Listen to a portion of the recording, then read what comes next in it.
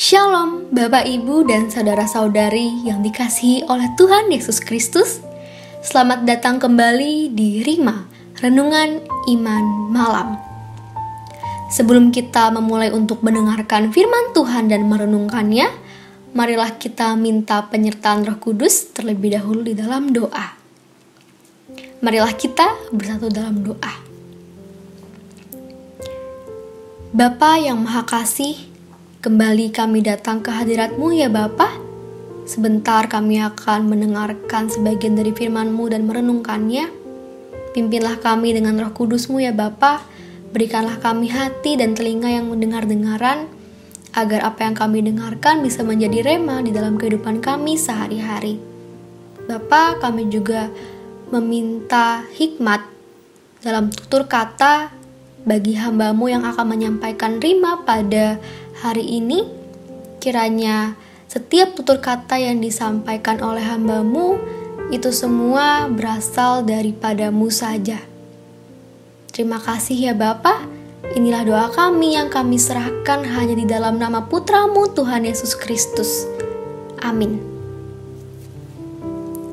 Baik, Bapak, Ibu, dan saudara-saudari sekalian, rima kali ini diambil dari kitab Mazmur pasal 37 ayat 23 sampai 24. Disambung dengan kitab Yeremia pasal 29 ayatnya yang ke-11 sampai 14a.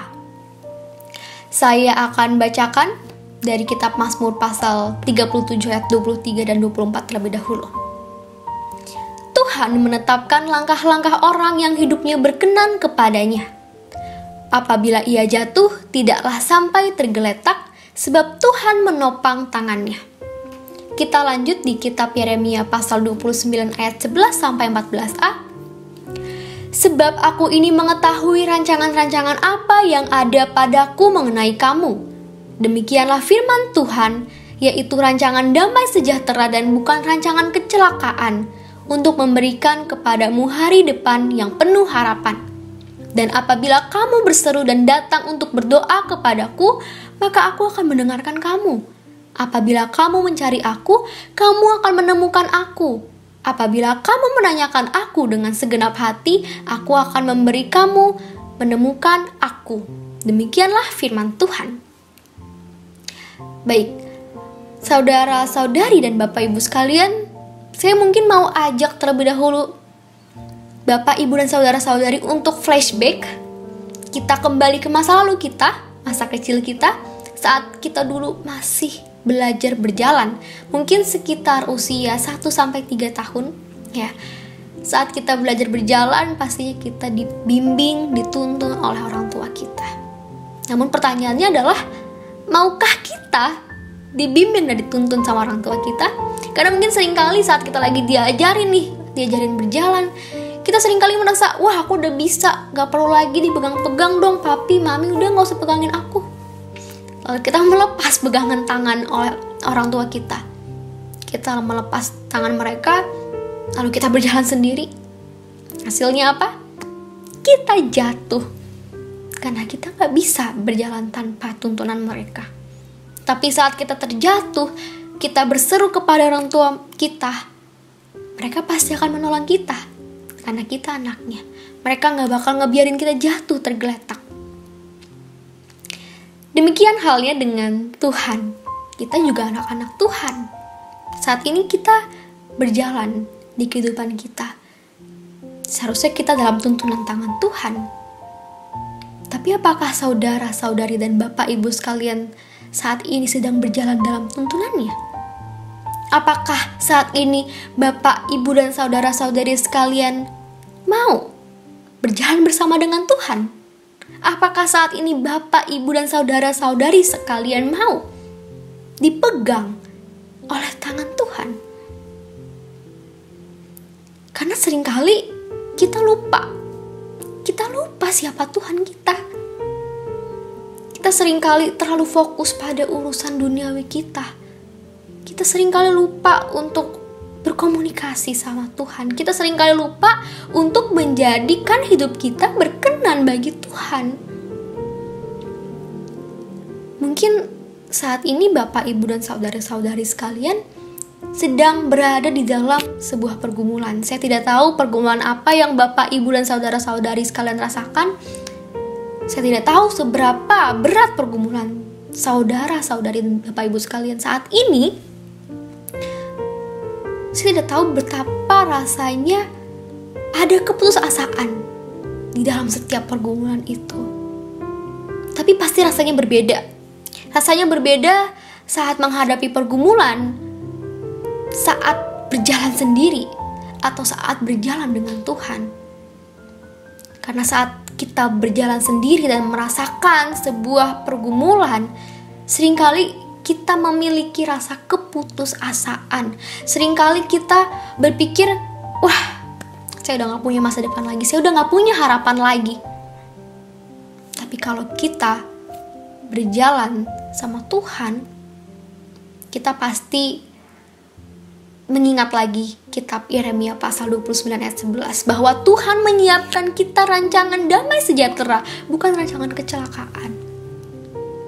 Lantas bagaimana cara kita tahu bahwa kita dituntun sama Tuhan?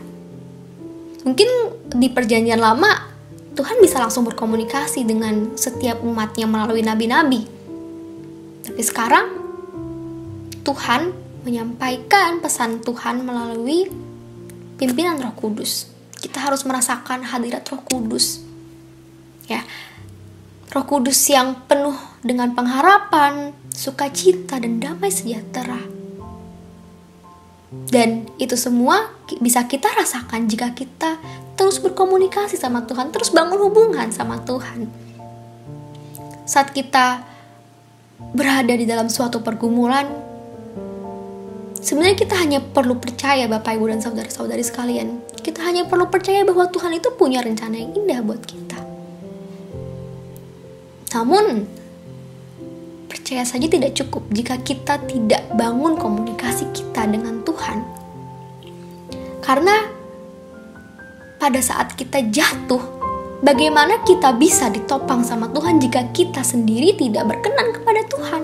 Jika kita sendiri tidak bangun komunikasi kita dengan Tuhan. Karena kita bisa ditolong sama Tuhan jika kita berseru meminta kepadanya. Di ayat 12 Yeremia pasal 29 itu dikatakan bahwa apabila kamu berseru dan datang untuk berdoa kepada aku, maka aku akan mendengarkan kamu. Lanjut ayat 13 dan 14, apabila kamu mencari aku, kamu akan menemukan aku. Apabila kamu menanyakan aku dengan segenap hati, aku akan memberi kamu menemukan aku. Kita garis bawahi dengan segenap hati. Saya ingatkan Bapak, Ibu, dan saudara-saudari sekalian untuk menyerahkan hati kita sepenuhnya untuk Tuhan. Ya, apalagi sebenarnya anak muda banyak banget ya godaannya. Kadang setengah hati kita itu buat masalah duniawi, setengah hati kita buat Tuhan. Bahkan kadang-kadang bukan setengah, seperempat, atau bahkan 0. Ya, saya rasakan di kehidupan saya pribadi sendiri juga sebenarnya. Karena saya juga manusia penuh dengan kedagingan. Tapi di sini saya mau sharing untuk kita sama-sama saling menguatkan. Memang mungkin susah, banyak sekali godaan-godaan yang datang. Tapi sebagai orang percaya, kita harus terus percaya, bangun komunikasi sama Tuhan. Agar tangan kita terus dipegang sama Tuhan, agar kita terus berjalan sesuai dengan tuntunannya, di dalam tuntunannya, di dalam bimbingannya. Agar saat kita terjatuh, kita tidak tergeletak. Dan suatu hari nanti kita bisa melihat rancangan Tuhan yang begitu indah, dan kita bisa mengatakan, wah, Tuhan baik banget sama saya. Tuhan tidak membiarkan saya lolos di situ. Tuhan membiarkan saya gagal agar saya bisa tahu bahwa Tuhan itu punya yang terbaik buat saya. Dan sekarang kita kembali lagi.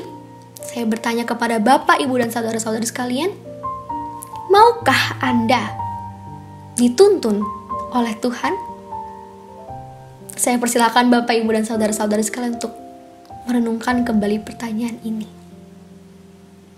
Baik, renungan iman malam pada hari ini akan saya tutup dengan doa. Mari kita berdoa. Bapa yang Maha Kasih, kembali kami datang ke hadirat-Mu ya Bapa. Terima kasih atas firman-Mu yang indah yang telah kami dengarkan pada hari ini. Terima kasih atas pengharapan, terima kasih atas rancangan-rancangan damai sejahtera yang Kau berikan kepada kami. Terima kasih karena Engkau setia menuntun kami. Maafkan kami apabila kami merasa kami bisa berjalan sendiri. Namun kami tahu ya Bapa, kami membutuhkan pertolongan-Mu. Biarlah Roh Kudus-Mu selalu menyertai kami semua. Biarlah Roh Kudus-Mu selalu ada di dalam kehidupan kami, agar kami bisa berjalan seturut dengan kehendak-Mu saja ya Bapa. Demikianlah doa ini ya Bapa, kami serahkan hanya di dalam nama Putra-Mu yang tunggal Tuhan Yesus Kristus. Amin. Demikianlah renungan iman malam pada hari ini. Terima kasih telah mendengarkan. Tuhan Yesus memberkati.